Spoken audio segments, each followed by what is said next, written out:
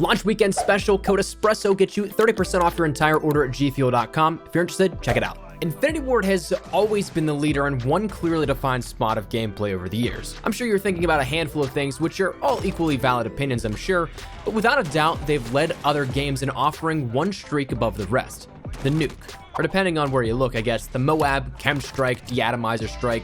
Each title since Modern Warfare 2 that has been produced by Infinity Ward has included that max streak that all players want to go towards. This year's Modern Warfare is no exception. Well, minus the fact that for the first time ever, there's not only just one nuke. Yeah, you heard that right. Today we're going to be talking about how you can get both nukes in Modern Warfare, the differences between them, and how you can obtain them yourself with a few tips to bring those two to a little bit more within obtainable reach, perhaps. That said, if you're new, maybe consider subscribing to stay up to date with all the Modern Warfare content we'll be bringing on the channel here throughout the launch festivities and beyond. But anyways, let's begin. The Nuke has always been a fan favorite since its first outing in Modern Warfare 2. It's always been kill-oriented, though to be fair, in Modern Warfare 2, your streaks could help you get there faster. I mean, that 7-11-25 streak, if you know, well, you know. You were basically good to say, yeah, I got the Nuke at a 7 kill streak if you knew how to handle your streaks in Modern Warfare 2.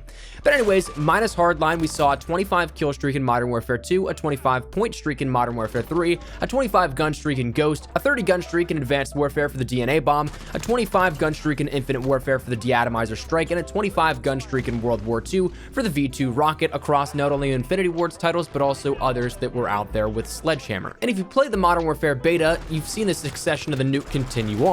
You know that we had already seen one nuke in the game for Modern Warfare pre-launch, that being again a 30 gun streak in game, streaks not counting towards that, but it would award you the tactical nuke if you ended up getting on that 30 kill streak. This year it was presumed that we'd get one and maybe that was it, but a little closer in pre-launch we heard rumor that it may not be the only nuke, to which it piqued some people's interest. And to that, all you have to do now is watch on screen.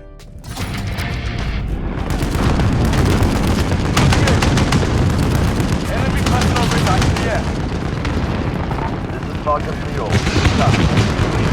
Claro.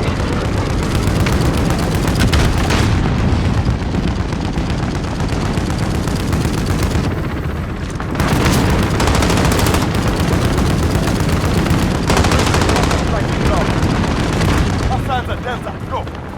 Friendly Beetle in the air. Get out. Friendly sentry go.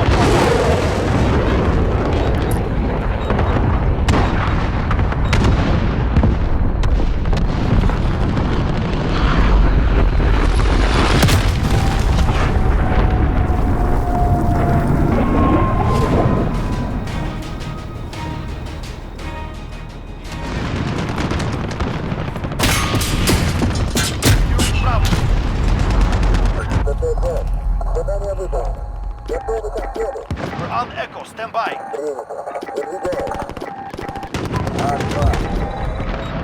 You're losing control. Enemy personal radar overhead. Enemy precision airstrike, get down.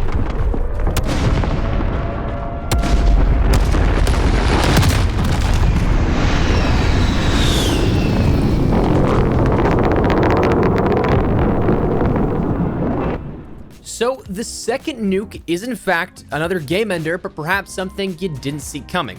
Or maybe you did. The way that I have this video scheduled, it's not the most immediate thing that we've discussed on the docket so far on the channel, but last week when myself and a handful of other YouTubers saw it for the first time, we were a little stunned that we saw yet another nuke in Modern Warfare. So the two ways you can end up getting the two nukes is firstly, of course, getting that 30 kill streak. That's what we've known for quite some time now, and that's something that some of us may have done in the beta, or maybe by the time this video goes live, maybe have already done on day one of launch. So that's one way to do it, but the second way is to hold all 5 flags in ground war 5 flag domination. With launch, we saw that there was 5 flag domination on Ania Palace that wasn't ground war, that was 10v10. It doesn't apply there, but if you do this in the denoted ground war playlists and you hold all 5 flags for 30 seconds, it will activate the DEFCON nuke. That is how you activate it. You can't do this in standard domination or anything like that. It has to be ground war. You have to hold all flags for 30 seconds and then it will activate that call-in countdown of a 10 10-second drop to the nuke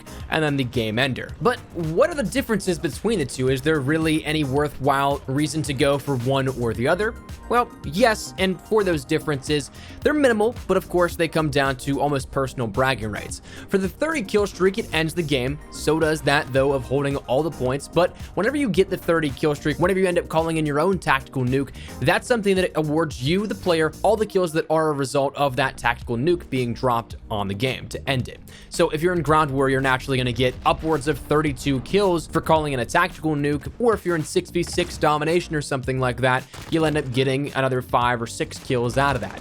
But whenever you end up going in and you hold all points for those 30 seconds, it ends the game, but the difference is that no one ends up getting kills credited towards their score. It just simply ends the game. It's kind of like a mercy rule, essentially, for 5-flag domination. And the only other difference is that the DEF CON nuke cannot be called in standard game modes of 6v6 or 10v10.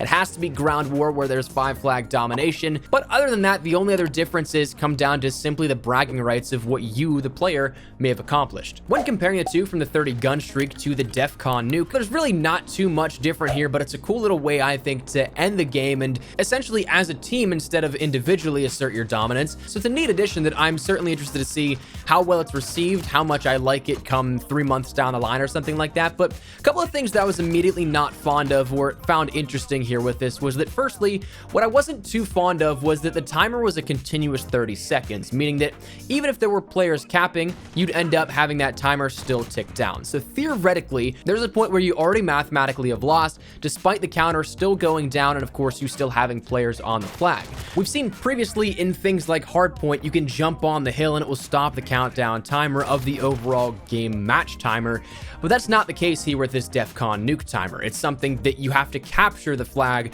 by that 30 seconds by the time that is up, otherwise the nuke goes off, not something where it pauses it and you can have the chance to get back into it during that 30 seconds. It's a lot more clear cut and a lot more cutthroat of a timer compared to other things that we may have seen in the past.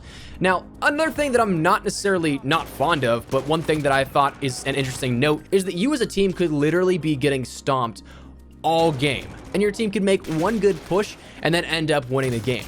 That to me is crazy to think about, and of course we'll probably see some insane comebacks or something like that. It'd make for some wild shift in play and also some different meta changes, but that's something to consider as well. Again, don't necessarily have any issues or qualms with that one, but just found it an interesting little note to consider with the discussion of this. So when it comes down to it, there's multiple different ways to end the game now that we have seen. We of course can win or lose the game, playing it up until completion. You can end up going on a 30 kill streak or 30 gun streak and end up getting that tactical nuke so that you yourself can end the game. You can end up having your team or the enemy team capture all 5 flags and 5-flag domination, calling in that DEF CON nuke, ending the game, or worst case scenario, you could completely disconnect and your game will end like that. But of course, the middle two of those are probably the most favorable that you're interested in, so let's talk about a little bit of some tips that can help you out here. Firstly, let's start out with the 30 gun streak nuke, probably the one that you want to go for the most simply because it gives you the extra bragging rights. The first thing I'll say is that parties definitely help. I got my nuke as of the time of recording this in the beta. This is going up after day 1 of launch, but the content's already made and ready, so maybe I get one on launch, maybe I don't. But I was in a party of 2 other players, Zach or Immortal Resistance, and also Lazy. You've probably seen them in the gameplays here on the channel beforehand, and then we may have had one more player as a sort of fill squad in our ground war party. I can't remember off the top of my head, but having that information, having players be able to scout for you and cover your 6, that is absolutely crucial whenever you're going up and trying to go for these long kill streaks. If you end up playing as a solo player, you can totally do that. The one thing that I will definitely advocate for, though, is running ammo crates as your field order, because they end up recharging relatively quickly. You don't need to use scavenger, then you have that extra perk available, and you can allocate something maybe a little better than scavenger to that loadout. Then the one other thing that I would definitely suggest is play ground war for these. That was where I found it to be the absolute easiest way to obtain them. Of course, the regular 6v6 modes and all, you can definitely do it, but there's just so much more potential for kills because there's more players in ground war. I'd also recommend an overkill loadout. Something like the M4A1 and MP5 was my go-to and still is my go-to. When you get the right attachments on those, you can absolutely shred your enemies, and of course, it's very versatile. It keeps you in the gunfights and engaged at medium to close quarters engagements, even in some cases, longer range engagements. But having that overkill, you can end up swapping to your secondary, and instead of it being a secondary, well, you have another primary. So it can definitely give a little bit more firepower in a pinch if you need to swap to a second weapon. Having that spawn knowledge is absolutely crucial. Not gonna lie, the nuke that I had, we played a spawn trap hardcore because D flag was right next to the building we could get to very easily, and players would just funnel out of that. If you end up holding D and E, I think it is, that back spawn behind D, it is incredibly easy, and players will just spawn up on you because of the furthest most point, and they'll just run out to you. So knowing where those spawns are, knowing those relative points can definitely help. And one thing also is to play a little bit more passively. If you know there's going to be 6 people in a building, don't go rushing in Rambo style, because as awesome as it would be to see that heroic nuke clutch, you're probably not going to take on 6 people in a small close quarters environment. So that's stuff to consider as well. But those are my tips for the 30 gun streak here. The DEF CON nuke is really something that is all kind of chance luck. It was really easy for us to get this whenever we played pre-release last week in Los Angeles because, well, we were 32 YouTubers on a team, meaning that we all wanted to play aggressive. We all wanted to get some flashy gameplay, so we were all capturing bases, all going and pushing spawns, and therefore, that's something that really helped our case. We had everybody kind of going for one unanimous goal of simply dominating the other team. Whenever you're jumping into a regular ground war match, you're going to have max a party of 4. At least that's what it was pre-launch, and so therefore, I would assume that's the case here going forward. But you're going to have that party of 4, but that is at max when you consider 32 players in your lobby, only 12%, 13 if you round up, of that team that you have communication with, assuming that you're not in game chat and with everybody. So it's hard to communicate, hey, let's all jump on these flags, let's make a concentrated push, and let's end this now. So truthfully, hope you have competent teammates and hope you can end up either communicating that if you really want to push for that DEF CON nuke, or maybe hopefully just stumble across it. That one's, again, a little bit more chance luck. But anyways, those are the 2 nukes within Modern Warfare and how to get them. So let me know your thoughts in the comment section down below. Is there anything in particular that you guys were really blown away by here with? Are you guys surprised there's a second nuke within this game? Are you guys liking what you see so far? Maybe not. Whatever it is, feel free to let me know your thoughts in the comment section down below. But hopefully you enjoyed the video. If you did, make sure to drop a like down below. And of course, if you are new to the channel, make sure you guys subscribe so you don't miss a single thing regarding all things Modern Warfare. If you guys want to stay up to date with all things, updates, news, information, tips, tricks, all that good stuff, we got you covered on the channel. So hit that subscribe button if you guys are new. If you guys also want to follow me over on Twitter and Instagram, those are the best places to get connected with me outside of YouTube. I live on both those. If you guys want to strike up a conversation, ask me a question, whatever it may be, that link is down there in the description below. But all that said, out of the way, thank you guys all so much for watching. Mine's been Espresso. I'll see you guys later. Take care and peace.